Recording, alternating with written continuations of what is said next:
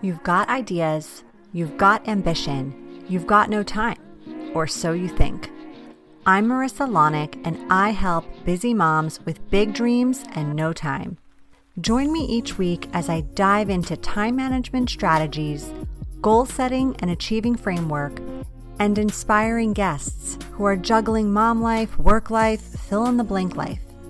Dreams don't work unless you do, and just because you're a mom doesn't mean you can't still make it happen, whatever it means to you. Welcome to the Mama Work It podcast.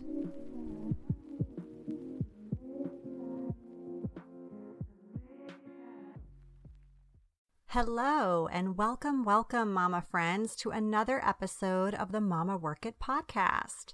I am super excited to have Laura Steele on the show today. Laura is the founder of The Well Dwelling, a company that specializes in holistic home styling. What I love most about Laura's approach is that it uses things like classic interior design principles, but also Feng Shui, humanistic psychology, and even astrology when creating designs for your space. Laura is also a mom of 3 kids, ages 6, 4, and 2. She is a total badass running her business while currently taking care of her crew full-time as we record this episode in the middle of the COVID-19 pandemic. All right, before we get any further, let's start by learning a little more about you and your background, Laura. Tell us your story, who you are, and how you got started with The Well Dwelling. Thank you. Yes, I'm so happy to be on the Mama Work It podcast. So exciting. And so I would say the way I got started was I was first a social worker. I was working at a inpatient psychiatric hospital, and just I loved that work.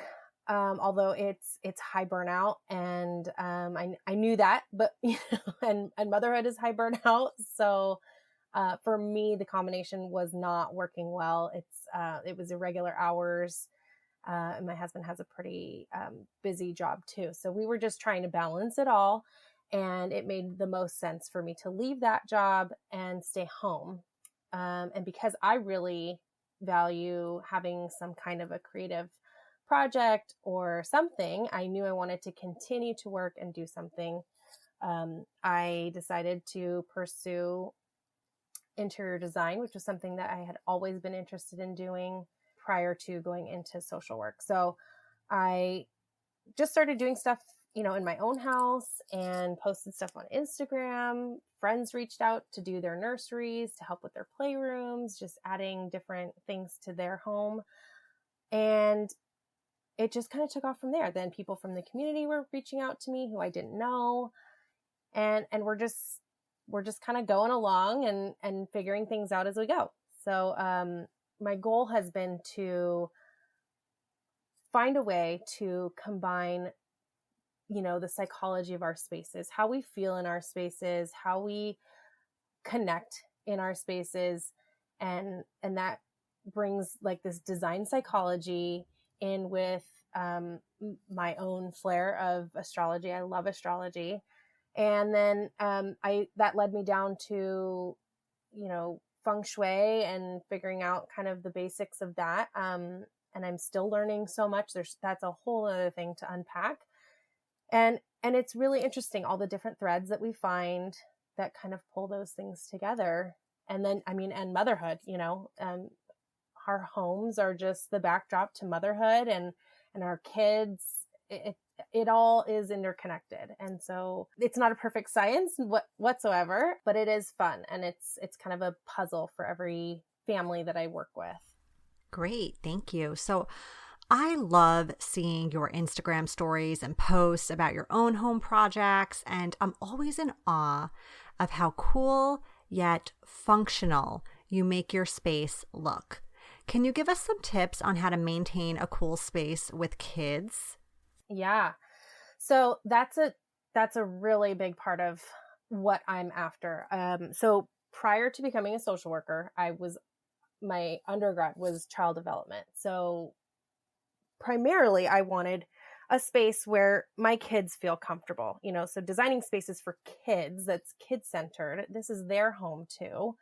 it's really important for me to make sure that everything that is at their level is their stuff is accessible, down to like not only their toys, but like their clothes, their plates, their cups. So that's really important to me.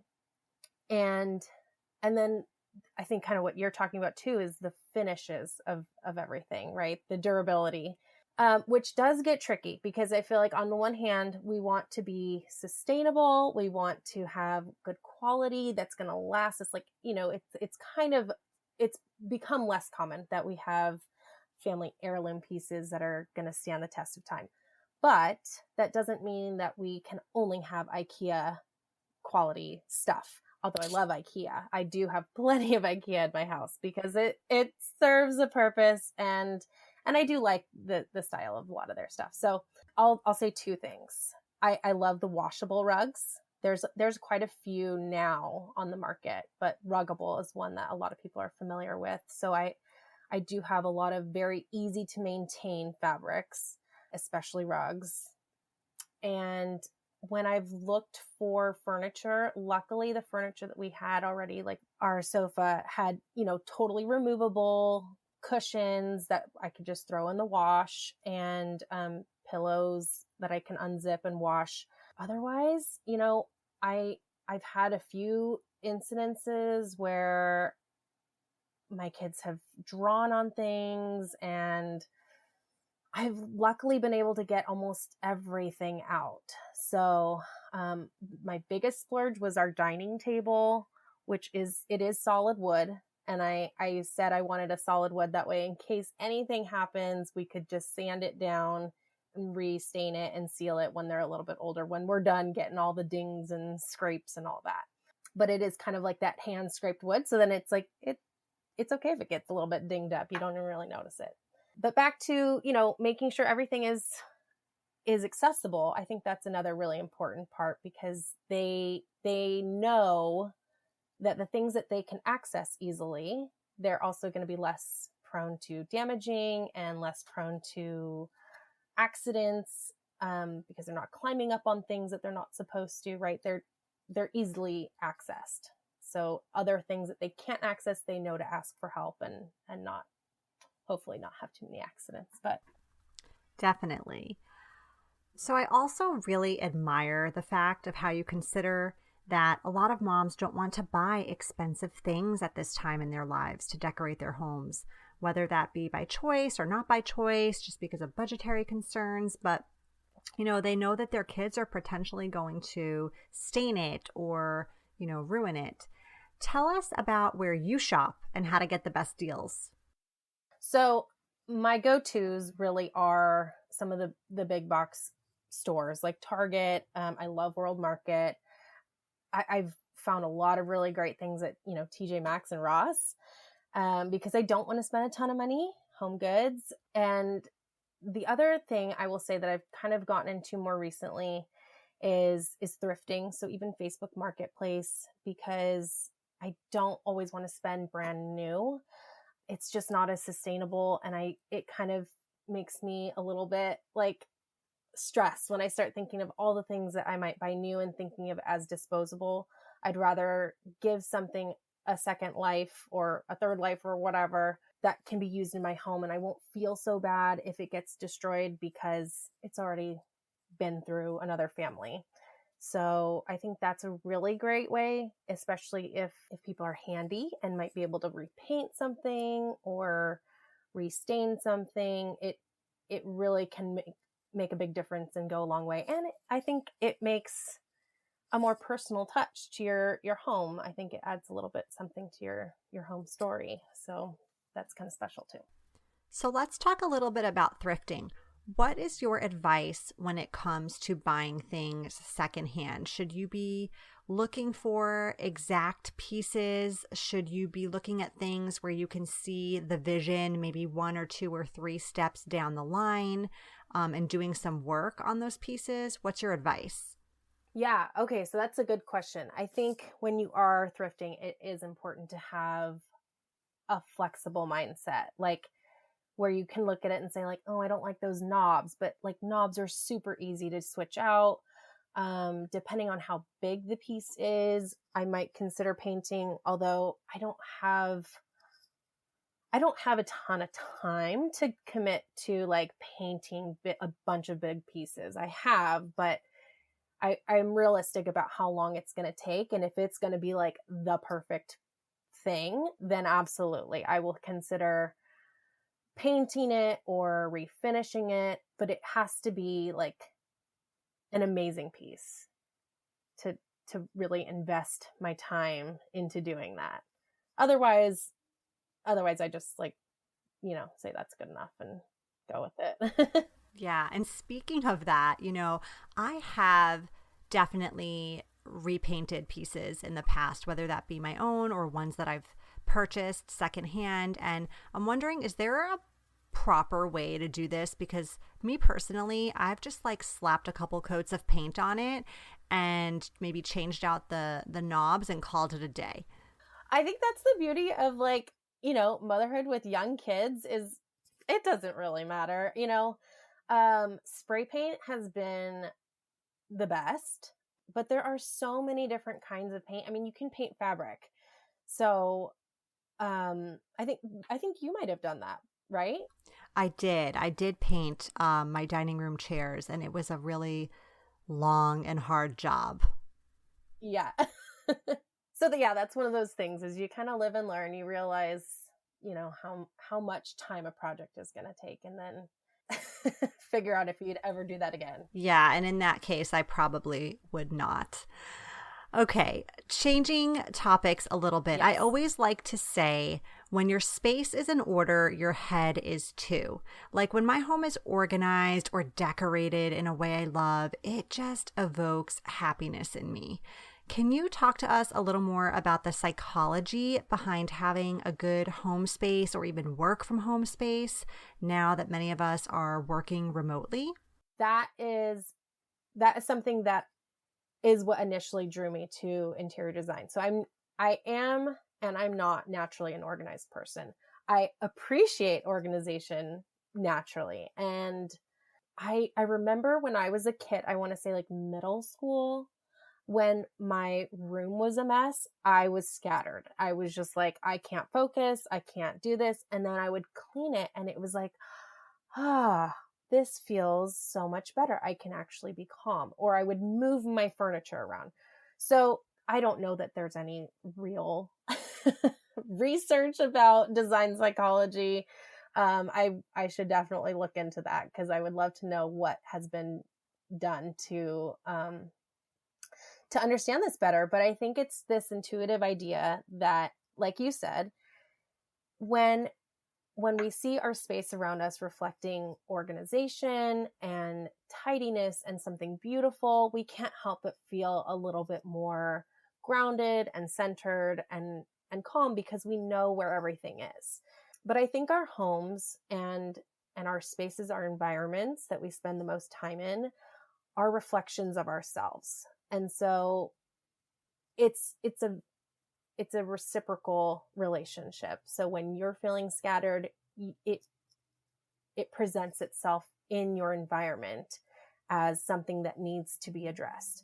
And in the same way, you walk into somewhere that is disorganized, you're going to feel disorganized. So this energy, it rubs off both ways.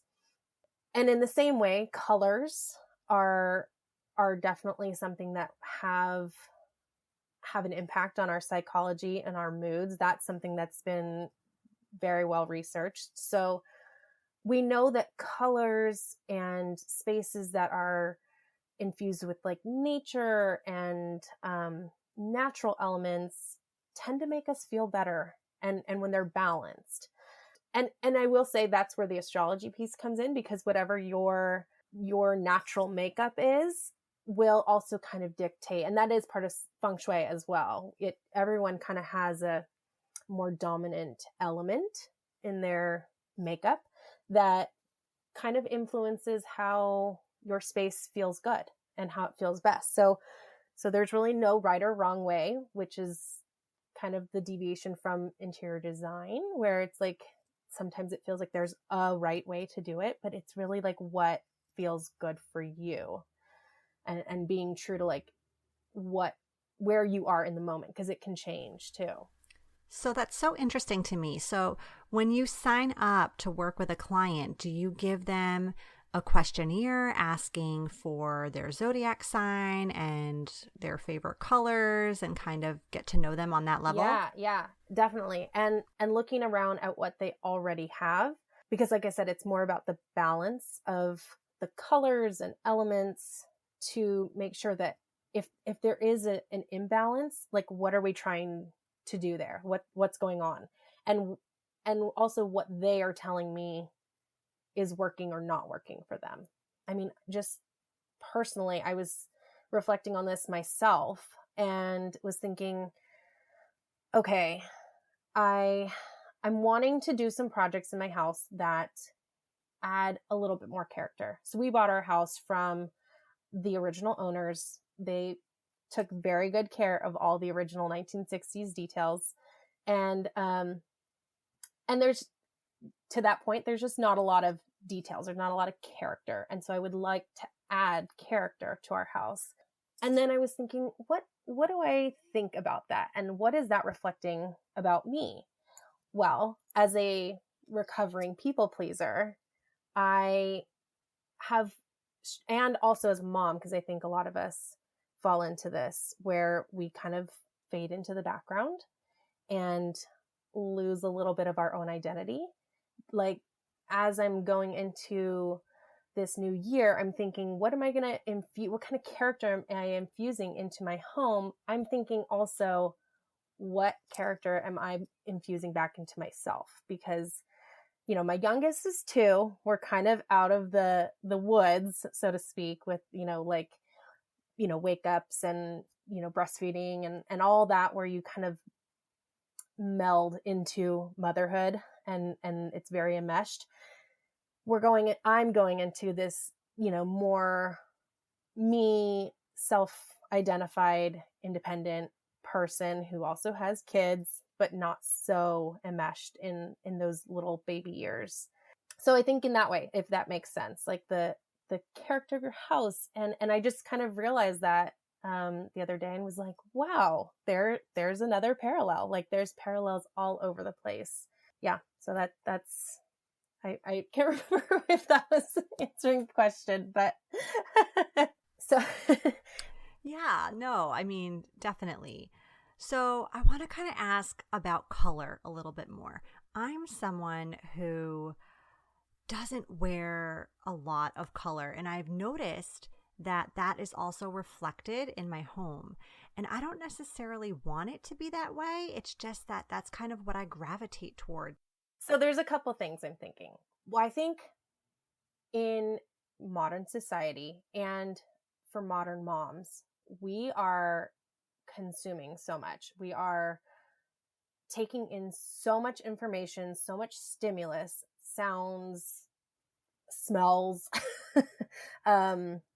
just so much that I really think we kind of visually want a break, and we want to feel a little bit disconnected from all of the noise of motherhood and technology. I mean, it really is unprecedented what we live with right now.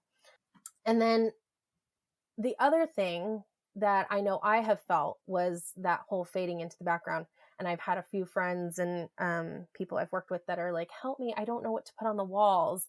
But that's, for them, that was more of like I'm not sure of myself, or I'm having commitment issues of what to put up. So I think it could have to do with a few things. But then the other thing for you, I mean, you're super driven, and white is in Feng Shui is representative of the color, or of the metal element.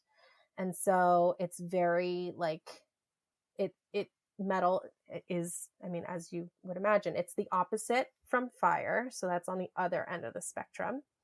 Elements are represented in tons of different ways in our spaces. It's not just with colors. So it's with the finishes, the materials that you use. And so, most textiles are all wood. So that's how you get like the wood element in there. And so even if it's very visually white, it might be very nuanced with like textiles and other things. So it's not necessarily like it's out of balance. It would more depend on what you're looking for, really. So I think that probably just means you tend to, and black is representative of water. So, and water and metal are on the, like on one side of the Feng Shui spectrum. Really? Okay. Yeah. I think it could speak to your, like, to your strengths of like being very good at your time management, right? You're very good at keeping with your schedules and very organized. Metal tends to be very organized. So I try. Yes. Thank you. Thanks for sharing. yeah. This has been such an interesting chat so far, and I'm sure our listeners have learned a lot about how to beautify their homes, even when their kids' toys may feel like they've taken a front seat the past few years. Now I want to take a couple minutes to do a lightning round of just for fun questions, just so our listeners can get to know you a little bit better on a more personal level. Are you ready? I'm ready. Okay, Laura, what's your go-to get shit done song? Okay, so I don't have a particular song, but I can just throw on, my music service and just put on like the radio option of whatever I'm feeling like in that moment and just go. Would you say you're an eclectic music fan? I think I am. Yeah. I will say a lot of times though, T Swift is my go-to. So yeah, Kelly Clarkson, just my girl jams, Yeah. All right. What is your guilty pleasure TV show? Bachelor, all things Bachelor. Okay. Are you an introvert or an extrovert? I used to think I was an extrovert. I think I'm an introvert. I don't know if that's just motherhood has done that to me. I need like obscene amounts of time alone. And I think that might be related to being a mom of little kids. But so maybe more now introvert. Got it. Okay, if you could go on vacation tomorrow, anywhere in the world, where would it be and why? Okay, so I did my DNA test results to find out exactly where I was from. So it's almost half and half is Central America, and then the other half is like Iberian Peninsula. So Spain, Portugal. I'd love to do like a heritage trip I'd love to go. Love it. Okay, nail salon, hair salon, or spa. You can only pick one to visit for the rest of your life. Which one is it? Oh, this is hard. Okay. So for me, it'd be between hair and spa. I think I would actually choose spa because that's not really something I could cut my hair. I don't know that it would be great, but I have curly hair, so it's forgiving. And there's really nothing like during this pandemic, it's been really hard because I do like going to get massages and I feel like it's really important for me, like getting that body work done and my husband is unfortunately not a very good substitute for that. Okay, and finally, what is the one app you could not live without? I really think this is kind of like a lame answer, but I think my calendar app. Like I really think everything else, I mean my astrology apps are really awesome and I love those, but I would be so lost without a calendar. I don't know how people do it. No, girl, I'm with you. Calendar all the way.